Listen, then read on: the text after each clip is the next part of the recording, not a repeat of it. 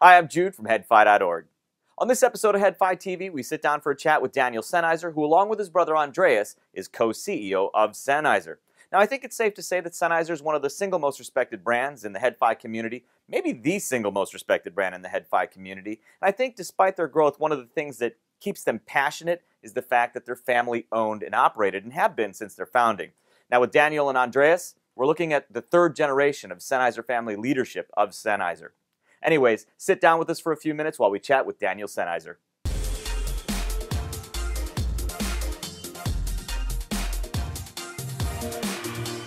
Hi, I'm Jude from headfi.org, headfi TV, CES 2014. We're at the Sennheiser exhibit, and we're lucky enough to have Daniel Sennheiser, co-CEO of Sennheiser, sitting with us today. Daniel, thanks for being with us. Good morning. So I wanted just to ask you, Sennheiser's done an awful lot to push technology. We have the Sennheiser HD800. You've really pushed the forefront of driver technology, Sennheiser RS220 wireless. Yeah. Do you think there's still more to be done? Is there still more to be done in sound? There's always more to be done. So this is a promise that I can give you. Sennheiser is driven by the passion to improve the sound every day. Our vision is to improve the audio industry every day for the next generations to come, so that's not going to go away. And we still have a lot of ideas how to improve audio overall on the capturing side, but as well as on the headphone side. Fantastic. Yeah, I imagine there's, we won't be discussing specific projects, but I'm glad to know that you're still going to push technology forward. You know, one of the exciting things I see is that Sennheiser, the Sennheiser family, is still at the helm. Yeah. So you represent really a new generation of leadership for the company, and I think that's very exciting. How do you view this new generation of Sennheiser family leading the company going forward? Well, there's not going to be a big disruption. I think every new generation makes their mark, and every new generation starts to try to change certain things, and that's good. But at the same time, we're also trying to keep true to our heritage. We have 70 years, 3 generations of very successful audio innovation, and we will continue to do that by innovating,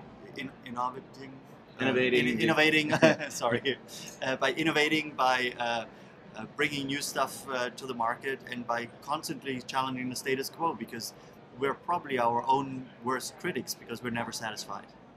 All right. Well, to that end, to discuss more the innovation, what are some of the things in general that you guys are doing to continue to push, whether it's investment in R&D, new facilities, and things like that? We're currently going through a major transformation in the way we run the company, because historically we had very clear departments focusing on functions.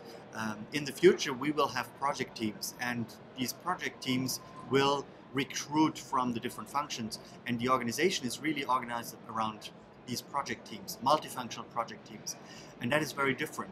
So we're also investing into a new building, an innovation campus in the headquarters. We're investing about 20 million euros there, so big investment for a privately owned company like ours. Yeah.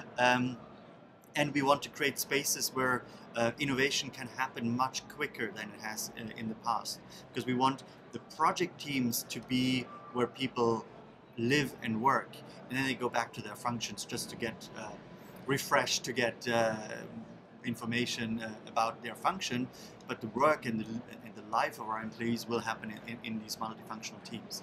And that's not only in the headquarters, that's going to spread across the whole company. So this is something my brother Andreas and I are really pushing forward, because we believe it'll create better innovation. Innovation today is not only driven by engineers anymore, it's also driven by the marketing people, by people who know the business cases, by people who know manufacturing and so on. So we need all of that.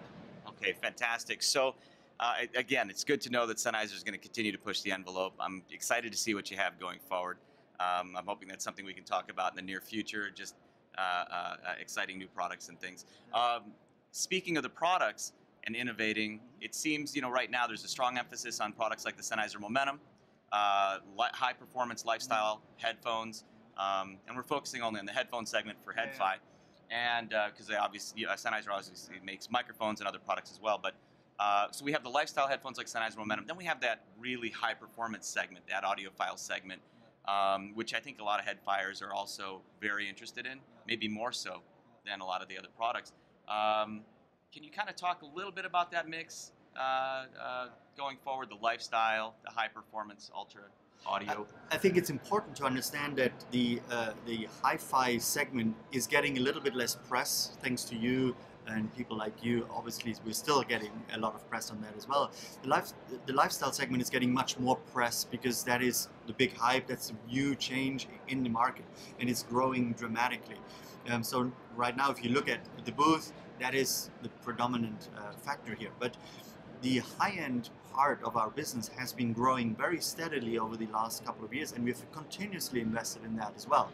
So you have the HD800, last year we just launched the amplifiers to go with it, HD700, the IE800, which I still believe is underutilized. It's a tremendous product. It's an in-ear with the we say the most innovation per square millimeters, because it's a very small thing. Right. It's a $1,000 in-ear, so it's a somewhat exclusive product. But it's once you try it, you can't live without it. I always have one on me, so I wouldn't travel anywhere without it. So we still continue to invest there, and the innovation cycle there is maybe a bit slower because you need to really come with meaningful and substantial innovation. In the lifestyle segment,